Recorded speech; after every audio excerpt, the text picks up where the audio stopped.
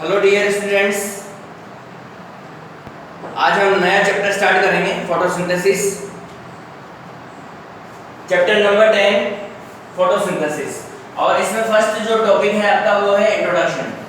देखिए, फोटोसिंथेसिस को इंट्रोडक्शन की जरूरत नहीं है। आप 6th क्लास से पढ़ते हुए आ रहे हैं कि फोटोसिंथेसिस क्या होता है। फोटोसिंथेसिस की प्रोसेस मेनली ग्रीन प्लांट के अंदर ही देखने को मिलती है और ये इनऑर्गेनिक सब्सटेंस को मिलाकर ऑर्गेनिक सब्सटेंस का फॉर्मेशन करते हैं। क्या करते हैं? इनऑर्गेनिक सब्सटेंस को मिलाकर ऑर्गेनिक सब्सटेंस का फॉर्मेशन करते हैं। जनरली अगर हम बात करें तो आप जानते हैं कि फोटोसिंथेसिस के अंदर CO2 की जरूरत होती है, साथ में वाटर की जरूरत होती है। और ये CO2 और वाटर सनलाइट जो कि डे टाइम में मिलती है और क्लोरोफिल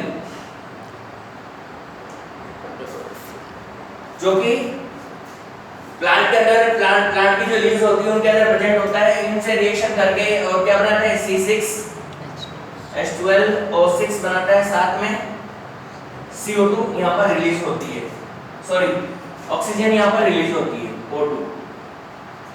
यहाँ पर 6 मॉलिक्यूल इसके लिए जाते हैं और 6 मॉलिक्यूल इसके लिए जाते हैं और 6 मॉलिक्यूल ही ऑक्सीजन यहाँ पर रिलीज होती है। तो नॉर्मली ये प्रोसेस है और इस प्रोसेस ही हमारी अर्थ के ऊपर जो लाइफ है उसका बेस है ये।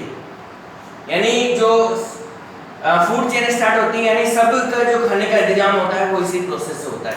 हमारे लिए डायरेक्टली और इनडायरेक्टली जो फूड का इंतजाम जो होता है वो इसी से होता है। इसका एस्टिमेट बनाया गया है कि टोटल एक साल के अंदर 1.55 into 10⁻11 टन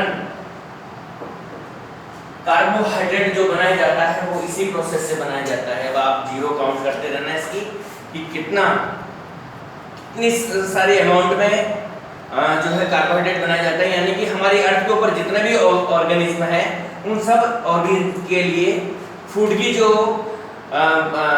जो व्यवस्था होती है, खाने की जो व्यवस्था होती है वो इसी से की जाती है। मार्टिन कैमन जो साइंटिस्ट थे उन्होंने जो है सबसे अच्छी डेफिनेशन दी इनकी फोटोसिंथेसिस की। अब वो डेफिनेशन क्या थी? वो डेफिनेशन थी यहाँ पर, Martin Kamen defined the photosynthesis as the series of process in which electromagnetic energy is converted in chemical energy that can be used for various biosynthetic process। बहुत डिफिकल्ट थी। नॉर्मली अपन क्या कहते हैं कि inorganic substance like as CO2 एंड water combine होके organic substance बनाते हैं लाइक एज ग्लूकोज।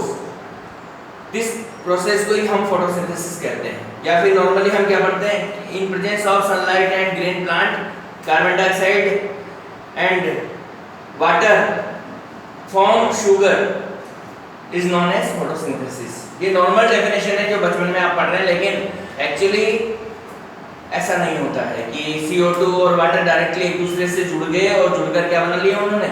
ग्लूकोज बना लिया है। ऐसा नहीं होता। ये एक केमिकल चेन होती है जिसको हम इस चैप्टर के अंदर पढ़ने वाले हैं। अभी तक आप टॉपिक की फॉर्म में फोटोसिंथेसिस को पढ़ते हुए आए हो, लेकिन यह चैप्टर की फॉर्म में पढ़ोगे और चैप्टर की फॉर्म में पढ़ोगे तो ये पूरी छोटी सी जो रिएक्शन है पूरे चैप्टर में ये रिएक्शन हमको पढ़नी है। और इस रिएक्शन के अंदर अप्रोक्सीमेटली 100 के आसपास केमिकल रिएक्शंस होती है जब जाके CO2 और वाटर मिलकर ग्लूकोज बनाता है। डायरेक्ट CO2 और वाटर मिलकर ग्लूकोज नहीं बना पाता है। इसके अलावा साइंटिस्ट रोबर्ट जो थे उन्होंने भी इसकी डेफिनेशन दी। All the biological temperature synthesise photochemical oxidation and reduction reaction between the water hydrogen donor and CO2 is called photosynthesis. इन्होंने अलग वे में इसको दिया इसकी डेफिनेशन को।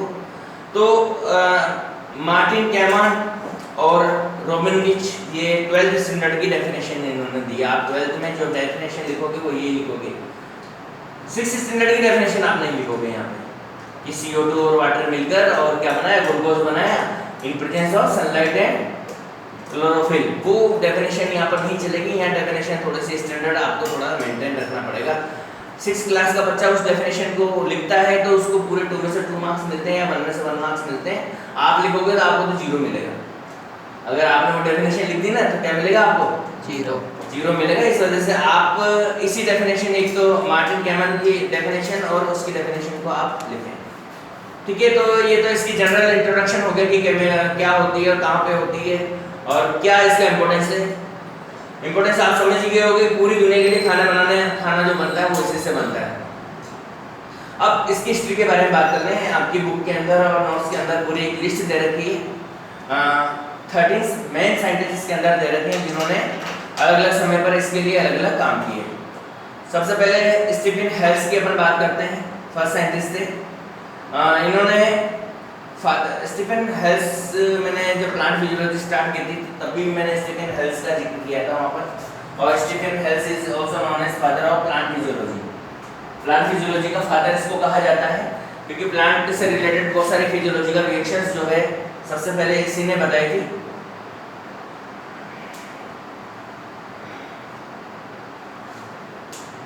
प्लांट ये प्लांट जो होता है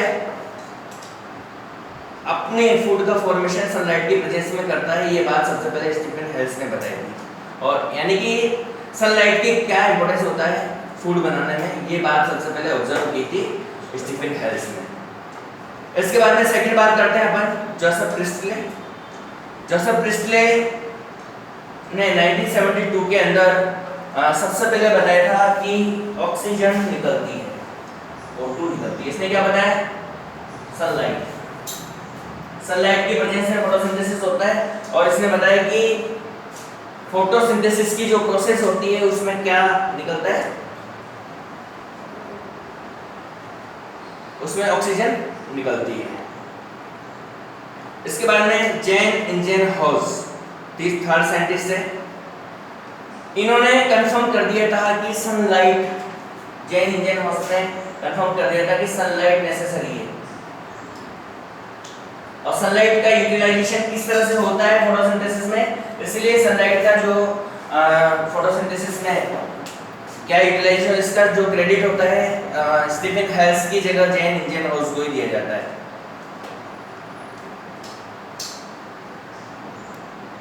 दो साइंटिस्ट के बारे में फोर्थ नंबर पे जीन सेनबियर और एक और साइंटिस्ट है इसके साथ डी सूजर। दो साइंटिस्ट है एंड डी सूजर, दो साइंटिस्ट है।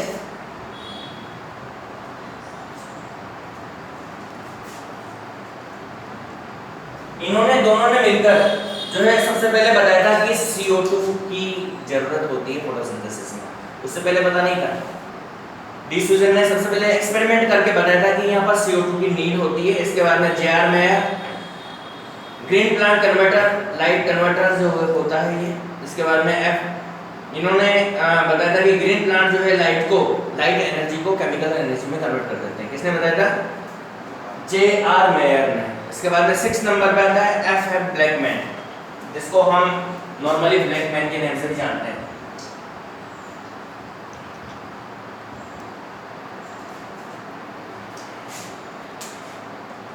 देसी भाषा में कालू,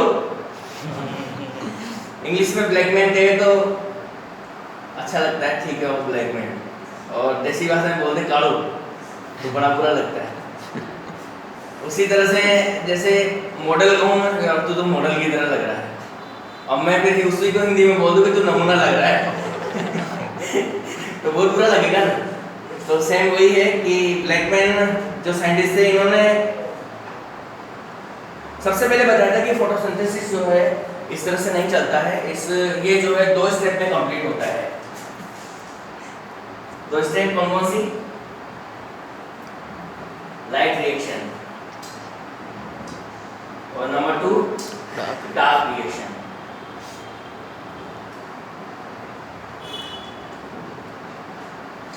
लाइट रिएक्शन जो लाइट की प्रेजेंस में होती है, यानी जिसके लिए लाइट की नीड होती है उसको लाइट रिएक्शन कहते हैं। और दूसरी होती है डार्क रिएक्शन, जिसको लाइट की नीड नहीं होती है।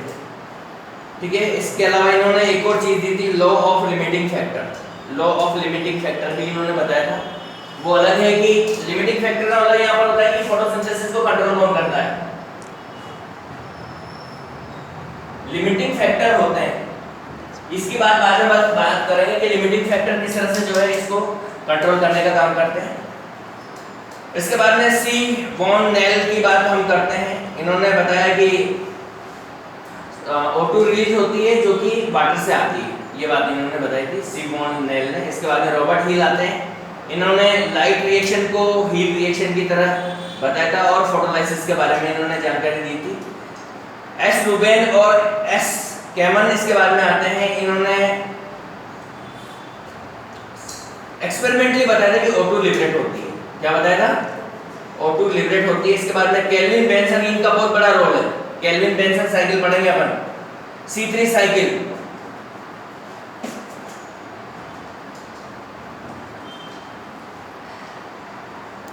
केल्विन एंड बेंसन दो साइंटिस्ट थे, दोनों साइंटिस्ट का फोटोसिंथेसिस में सबसे बड़ा रोल है।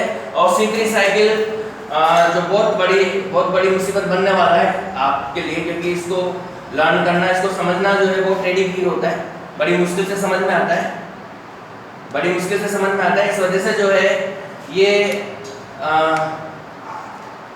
इसलिए फोटोसिंथेसिस में बहुत बड़ा इसका की रहा है और इसको नोबेल प्राइज भी दिया गया था 1961 में।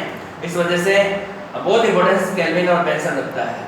इसके बाद में डी अर्नोन जो साइंटिस्ट आते हैं, इन्होंने अलग फोटोफॉस्फोराइलेशन के बारे में बताया था कि एटीपी किस तरह से बनती है फोटोसिंथेसिस के दौरान। और हैच एंड स्लैक साइंटिस्ट, दो साइंटिस्ट हैच एंड स्लैक, इन्होंने C4 साइकिल के बारे में बताया। C3 साइकिल की तरह C4 साइकिल भी चलता है। और पी मिटचेल, इन्होंने कीमो ऑस्मोटिक थ्योरी दी जिसकी हेल्प से जो है एटीपी का फॉर्मेशन होता है।